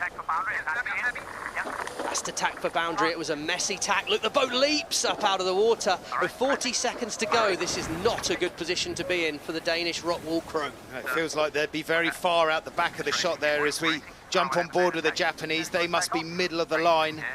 French are diving in front. French look early. Well, you don't want the USA so close below you if you're Nathan Outridge, and here we go. Up, cruising in is the Great British crew. Tom Slingsby trying to get up on the foils here with 17 seconds to go. It's all about the timing as we come in. Can you get on the foils? Spithill, he's found a gap. He shoots in underneath the French as he drives towards the start line. 7 seconds, Outridge. Well, we knew he'd be on the foils. He was, but in the middle of the line, it looks like Spithill's timed this beautifully. Look at the speed on the USA boat. He's going to break the line first. Can he roll over the Kiwis as we head towards Mark 1? Jimmy Spithill, wow. What a start that was by the American. He was double speed, wasn't he, when the gun went there? Absolutely lovely time on distance. Got Rome Kirby in the front cockpit, Campbell James holding the wing sheet, and the French drop in just behind them in 4th place. Japanese are top of the stack, coming down in 6th.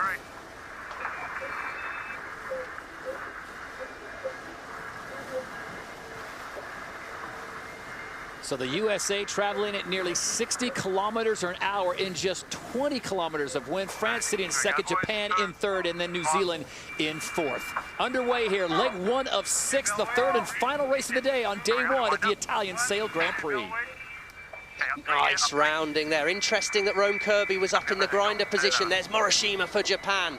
Sarafagis steering the New Zealand boat round in 4th. He started well today, Sarafagis, his first day in SailGP. And Phil Robertson, uncharacteristically poor start at the back of the fleet in 6th. All boats now look like they're trying to keep it simple, Fred. Long and straight after Mark 1. Yeah, interestingly, unlike the first 2 races, there were no early jibers. They're all heading out to this boundary. They're talking about standing by, so the boundary's coming close as Campbell James goes, passes his wing sheet. Rome Kirby drops down to fly both boards. Spithill turns the boat. Still in the lead, the Americans. Let's see if they touch the water here, or if it's a full foiling jibe with 3 people. Look at that. Look at that. That's multitasking right there. What a job by the USA crew. Keep it simple right. I love that. Well, we'll be bringing you a lot of onboard footage, as right now we do not have our signal from the helicopter, so you're not getting that sky view, so you'll get a up-close and personal look from water's edge. Yep, my right, Jimmy. Crucial moment as they approach gate 2 here. 1, turning. Keeping it simple. That's what Rome Kirby called for. That's what Jimmy Spithill's done. Lovely rounding. Boat up on the foil. Not an inch of water over it. And Billy Besson, he needs this. Back in the race. Doing a nice job. I love the comms off board, the Americans there. Campbell James saying that was epic. How much does that kid love sailing? How could you not, though, Freddie? These are the best boats in the world, and they're racing in spectacular venues like here in Taranto. We're racing for the future, and we're trying to set an example for sport globally with SailGP. What an opportunity for these sailors. Rome Kirby, well, that man, he deserves a pay rise for me because he's doing all the jobs on the boat today. Setting up for the tack, the board goes down. They are tacking on the right-hand side of the boundary as they're going upwind. Can they stick a foiling tack with 3 people? That would be a skill. I'm going to give them that, I think. Yep. I'm happy with you giving us a great tack by the USA crew.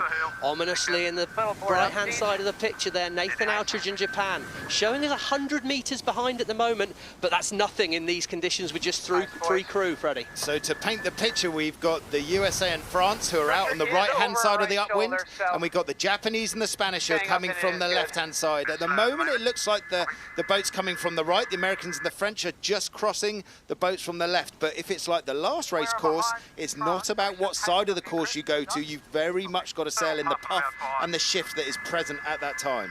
Can't see the rest of the fleet. Hands docking there.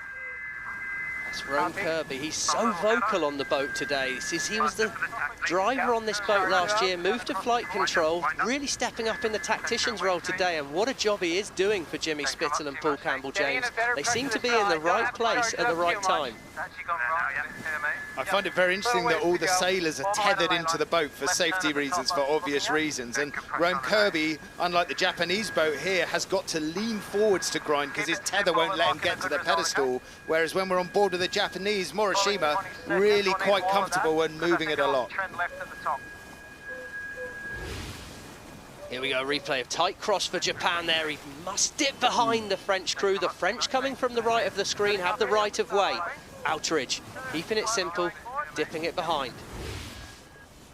So we're coming up to the top of the first upwind now. They'd have potentially done their last tack in to the windward mark. French cross behind in second still. So those two boats are glued together. The Japanese and the Spanish are glued together as they're bouncing upwind. As Campbell-James saying, I think it just looks like top left of screen, 15 kilometres an hour. We had 18 kilometres an hour halfway up this leg. 3 kilometres an hour in wind speed can make about 7 or 8 kilometres an hour difference in boat speed. Wind speed is massive to these guys, and Campbell-James says it looks light at the moment. That's not great news, but that camera angle looks pretty good to me. Just got Spain to leeward, and then the Brits after that. First round, gate 3 toward the USA. What a rounding. They're really sailing this boat so well. A little bit more wind on the course makes the boat look a bit easier. Outridge looks to be splitting the course. He turns left. He talked about one and in left turn at the bottom. Everyone trying to minimise manoeuvres. And there you see the lead the USA has over Japan. In second place, it's 18 seconds. France, 26 seconds back. So this is the largest lead we've seen in the 3 races today, as the USA has raced literally out to the lead, trying to get a third win here in race number 3, as they got the win in race number 1, and of course finished in 4th in race number 2. But this would give them a huge amount of points going into Sunday and those 2 races with the fleet, and then possibly making it to that podium race. Good pressure out here. Rome Kirby there talking about happy to go straight in right. Earlier we heard Outridge talking about one and in left, so we can anticipate a split at the bottom. Who will have found the wind out of this next mark could be absolutely crucial. Look at the speed on the Japanese as they jibe. Go to the left side, down to extra pressure. All right, I think we can go a little fast because it's only going to head, CJ. Copy that. Spittle confident of making it to the next gate, sending the boat fast. Looks like a comfortable lead still for the American crew at the moment, and it will all be about has Outridge judged this ley line right to keep it tight. Just keep an eye on boundary out of it, Jimmy. That boundary comes quickly when they turn that way. Some really nice on-board comms there between the 3 of them talking about the plan for the next upwind.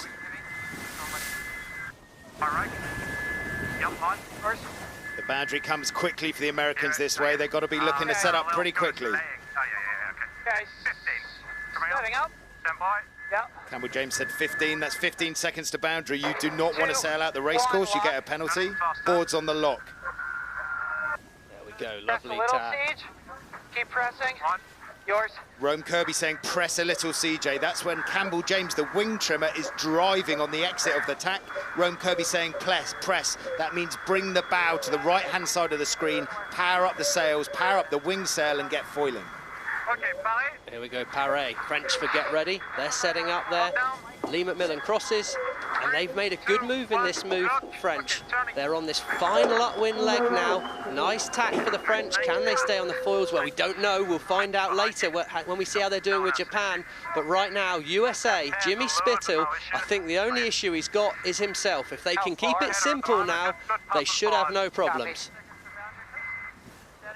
Bringing you lots of coverage from water level as we've lost the signal from the helicopter. The USA continues to lead. France now sitting in second place ahead of Japan and Spain. But Freddie, I got to say, I am so impressed the way that Rome Kirby and Jimmy Spithill and Campbell James have keeping this boat out of the water and foiling throughout this race with the winds dipping down to as low as 15 kilometers an hour. And I completely agree, Todd. They're learning on the job, and they're learning on the job so well. We can't see it from the helicopter because of technical issues, but look at that lead. It's 200 meters. If we were looking from the helicopter, that would be 2 white rungs on the ladder, but look how close it is between Japan, Spain, New Zealand. That is a battle for the last podium spot. The French look fairly set in second place. Fairly set, but I imagine most of these teams have got 2 more manoeuvres to do before the final gate, Freddie, and that what attack that was. Look at that air scene underneath the boat. Yeah, buddy, that is how you do it, Paul Campbell James. Oh, he's peacocking today, isn't he? His full tail of feather confidence. is up. To be fair, I think they probably deserve that. Rome Kirby's putting them in the right spot, and Jimmy and Paul are doing a fantastic job back there. So the Americans more than 150 meters ahead of everyone else as Rome Kirby continues to look around to spot the rest of the fleet. It's France and Japan, 2 and 3, then Spain trying to reel themselves back in, New Zealand, Great Britain, Denmark, and of course Australia still having their issues more than 500 meters behind the Americans here. Should be one more tack for the US crew. Let's watch them. They're setting up. Let's try and enjoy this last tack. Give us a good one, boys. 3, 2, 1, lock. A bit of pressure out of it. Oh, it's skimming, it's skimming. Oh, I think we can probably give it to him. I don't know if I am after the one before, but that was pretty good under the pressure of the commentator's curse. Call that a contest make. Coming across here, still just Looks like we're easy cross. Campbell James cooling there. Turning down to the finish here now for Jimmy Spithill and his USA crew. Just now chance to bring it home. Look at that, 16 kilometers an hour of wind. They're doing 50 kilometers an hour as they come into the finish here or close to it. The power of the wind, amazing.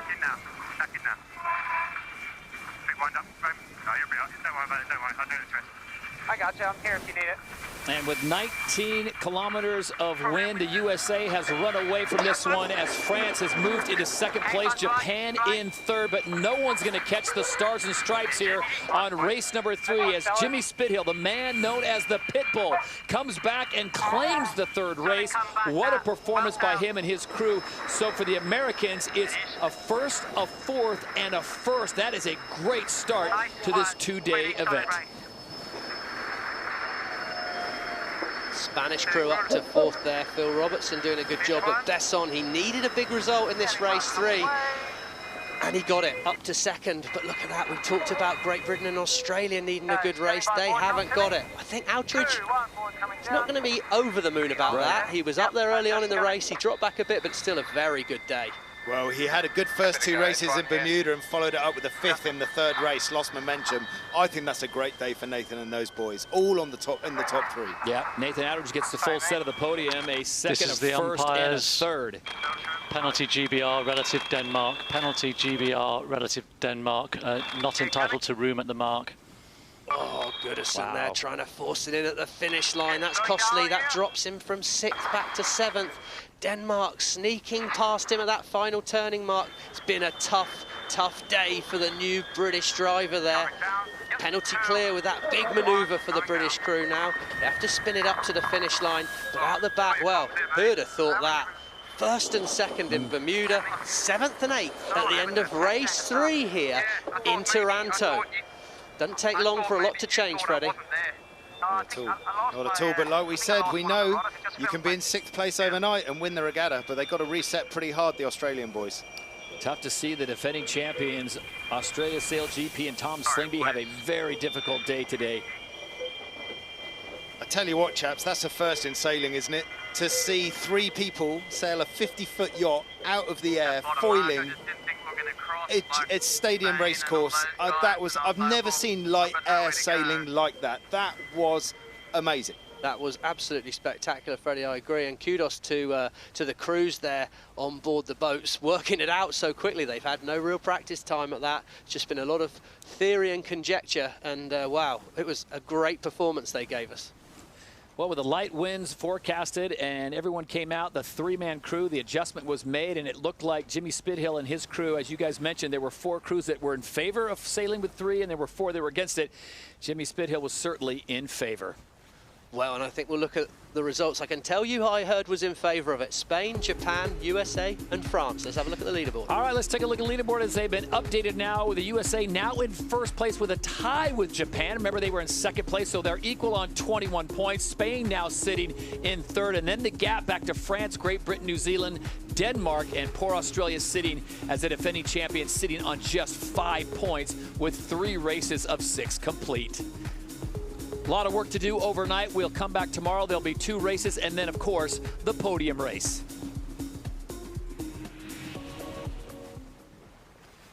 Take you on board now with United States Sail GP CEO and helmsman Jimmy Spithill. Jimmy, that was a tremendous race.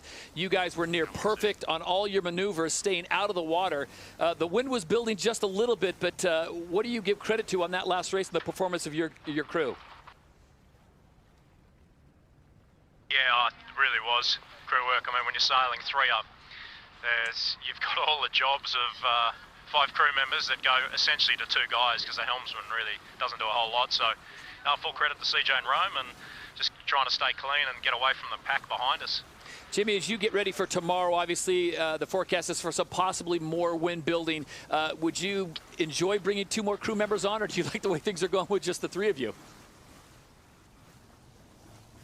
Well, I know Rome would be really keen to bring 2 more on board. Hey, we'll let you guys debrief and take a look at that. Congratulations on the 2 wins out of 3 today, and we'll see you tomorrow.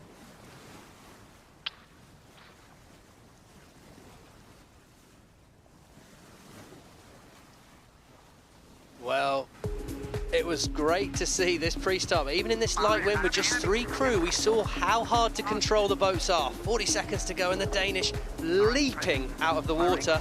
Stop the boat, 40 seconds to go. That is no good, because as we come into the line here, you can see it's all about being up on the foils when the gun goes, and it was Jimmy Spithill in the US boat there. He came charging beneath the French crew, and he hit the line. Look at the speed he has as he crossed the line there. Bang, there's the gun. Perfect start from the fleet this time, which was great to see, but it was Jimmy Spithill. I mean, he's nearly doing double speed there. Fantastic work from the American crew at the gun. Here we go, a nice moment on the board the Japanese boat. We can see in this race Nathan Outridge, he had to dip around boats. As soon as you're dipping crew, you're losing distance.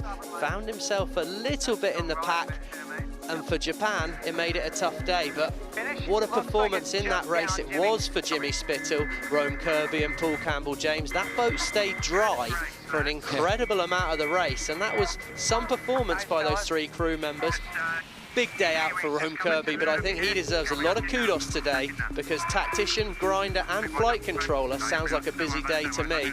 And the US boat, well, it flew proud, and they're going to be very happy. Big crash in Bermuda, back with a bang here in Taranto. Right, let's analyse that race, and let's have a look at the overall summary of the race. We've got average speed, distance sailed, flight time and manoeuvres. The standout obviously is there from the Americans, the average speed. That little click higher than everyone. It's easy to sail faster when they're in front, but they did a really, really nice job of that. The distance around the race course was pretty split up amongst the fleet, to be honest. Everyone averaging just over 8 kilometres, but you can see the flight time there.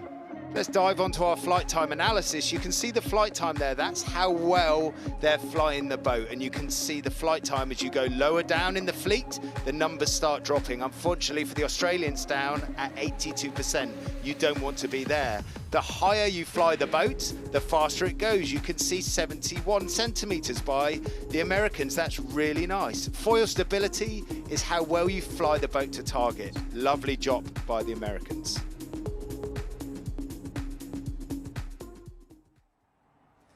Well, a beautiful day comes to a conclusion.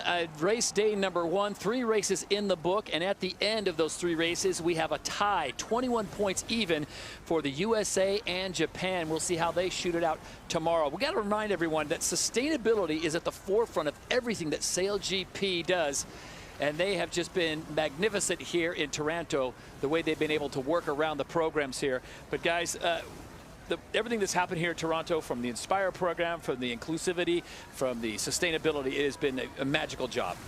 I think it's a fantastic job with what we do with SailGP, and the Inspire program, without doubt, is one of the great features of SailGP. I completely agree. The Inspire program is the youth sailing program that runs underneath SailGP. And that extends far beyond the F-50s on the water. Delivering cutting-edge sport in a climate-positive way requires massive innovation, and SailGP is harnessing the power of the Oracle Cloud to unlock the benefits of operating remotely. Moving all broadcasting, umpiring, and race management operations remotely means a huge reduction in the amount of people and equipment that has to be moved around the world, cutting out thousands of tons of carbon emissions. In Ealing, we partner with Timeline. We have a dedicated line that goes all the way back to London. The technology is absolutely amazing. It's quite mind-blowing to be able to sort of watch from where we are. We see everything. We want to be different. We want to be as efficient as possible with the tools that we have. Remote production would be the most ideal, or the future-proofing SailGP for the next 10 years. Our goal is to make technology innovation to make a better sport. Making a better sport indeed, the race for the future and sustainability at the forefront of everything that SailGP does. Now we got talking about the Inspire program. Freddie and Stevie and the Inspire has been just amazing here in Taranto. I love the youth sailing program, the Inspire program that works underneath SailGP and inspires the next generation to use the power of nature to go sailing. And it's not just about the sailing, it's about teaching people, teaching the kids about the STEM technology and the learning underneath that. STEM technology being science, technology, engineering and maths. And man, I wish that I had that kind of thing in my schooling to get me excited about sport and get me into that side of things. And the Inspire program aims to have 10,000 participants between now in season 2 and season 5. That is unbelievable. It's 50-50 boys and girls, and it also is going to make sure that race and socio-economic background has absolutely no barrier to getting young kids out sailing and out racing.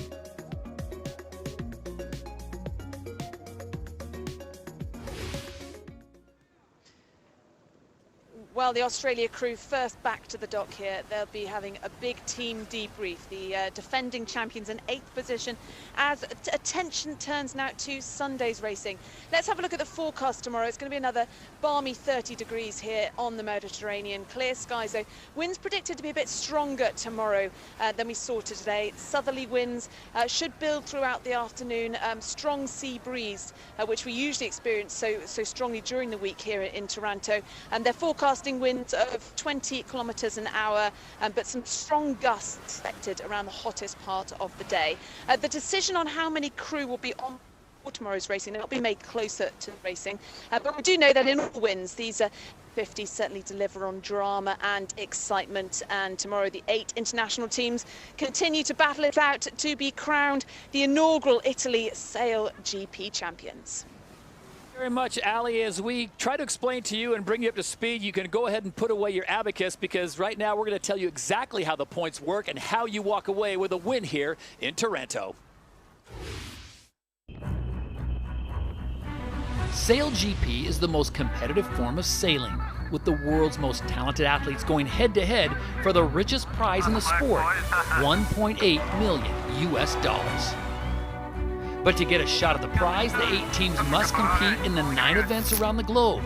Each Sail Grand Prix runs across 2 days, with 3 races on each day. Event points are awarded based on finishing positions for each race, and the last race of each event is known as the final podium race, where only the top 3 teams can enter. This super intense race defines the finishing order of the event, and championship points are awarded based on the final rankings. 10 points are awarded to the event winner, down to just 3 for the lowest performing team. Championship points add up across the season, culminating with the top 3 teams going head-to-head in a single winner-takes-all grand final race in San Francisco.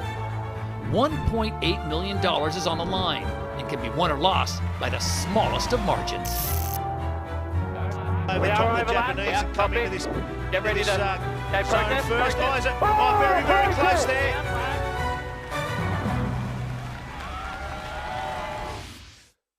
Well, this Spanish crew, they're young and they're without doubt the ones to watch, I feel. They just missed the podium in Bermuda, but today they're in 3rd place. They've got an invaluable place in that podium final at the moment. Florian Trittel there, wing trimmer from Spain, hottest property in Spanish Olympic sailing. That could be the Olympic sailing team to watch when we get to Japan this summer. And Diego Botín on the flight controller there, another huge young talent. This is really the team to watch. And the team I'm keeping my eye on is the Danish. They didn't do great in Bermuda, and unfortunately for them, they haven't done great today, but they're making all the right moves off the water. They've got a very solid training program. They use 32-foot training boats to get better. They've also spent time in the simulator, sailing in virtual reality, trying to sort these maneuvers out that they're doing now. And they've made a keen signing. It's not a signing of a sailor, it's the signing of a coach. They've got 2-time Olympic gold medalist Ian Percy on board. And when you've got a guy like that sitting in your rib, not only explaining how to sail the boats, but set the tone within the team, I can only see the Danish moving up the leaderboard. So we'll take a deep breath and bring you up to speed on what has happened today. After 3 races, this is where it stands. The USA and Japan even on points with 21. Spain sitting in that 3rd and final transfer position. And then it's Billy Basson, Great Britain, New Zealand, Denmark, and Australia at the bottom of the leaderboard with 9 and 5 points respectively. 2 more races to go tomorrow before we get to that podium race. So an opportunity to be able to move up as we see the schedule there. So on behalf of Stevie Morrison, Freddie Carr, and Ali Vance, I am Todd Harris saying so long for now from Taranto.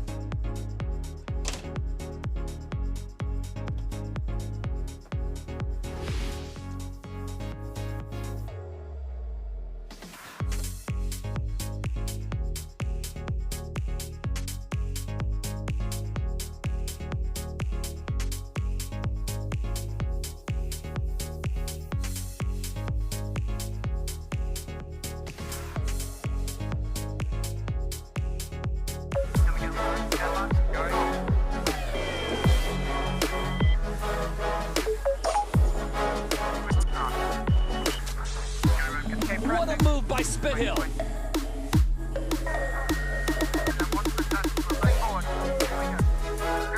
It's tight with Great Britain. Great Britain have the right of way. Race number 2 will go the way of Nathan Outeridge.